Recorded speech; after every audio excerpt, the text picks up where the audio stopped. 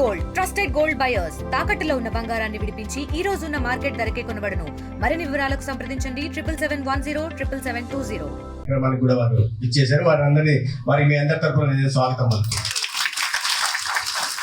అయితే ప్రధానంగా ఏంటంటే ये देवेश जी आप जानते हैं 1 घंटा तक चलेगा, तब तक आपको बैठना पड़ेगा, उस बाद में साथ में चलेंगे.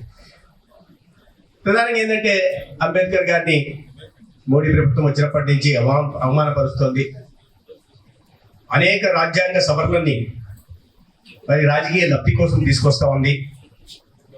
అంత మహనీయుడు రచించిన రాజ్యాంగాన్ని సవరించే ప్రయత్నం చేస్తూ ఉంది. ఈ క్రమంలో న్యాయమూర్తుల వ్యవస్థని కానీ రాజ్యాంగబద్ధ వ్యవస్థల్ని కానీ నిర్వహణ చేసే పని చేస్తూ ఉంది. రిజర్వేషన్లు తొలగించాలని కుట్ర పన్నుతూ ఉంది. ఈ రాజ్యాంగబద్ధ వ్యవస్థల్లో ఒక ఫేవరిటిజం చూపిస్తూ తనకు కావాల్సిన వ్యక్తులను నియమిస్తూ ఉంది. తద్వారా రాజ్యాంగ స్ఫూర్తి విఘాతం కలిగిస్తుందని ఈ ప్రచారం జరుగుతూ ఉంది.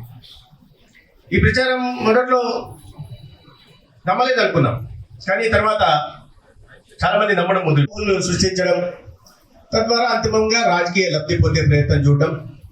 ఆ క్రమంలో ప్రజల జీవన ప్రమాణాలు పెరుగుతున్నాయా లేదా,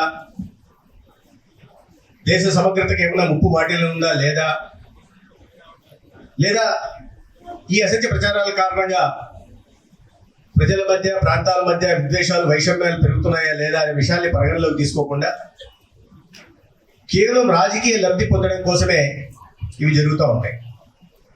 వాటిలో ఇటీవల అంబేద్కర్ గారు పేరు ప్రముఖంగా ప్రస్తావిస్తున్నారు.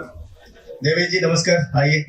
देवेश कुमार जी को मैं इंट्रोड्यूस करना चाहता हूँ. ఈ దేశంలో మహనీయుల త్యాగాలు మరుగున పడే పరిస్థితులు ఒక కుటుంబం కల్పించింది. ఆ క్రమంలో ఈ దేశంలో ఒక కుటుంబం మాత్రమే ఈ దేశానికి మంచి చేసింది. ఆ కుటుంబం ఆ పార్టీ తప్ప ఇతరులు ఎవరు కూడా మంచి చేయలేరనే భావాన్ని ప్రజల్లోకి చెప్పించే ప్రయత్నం చేశారు.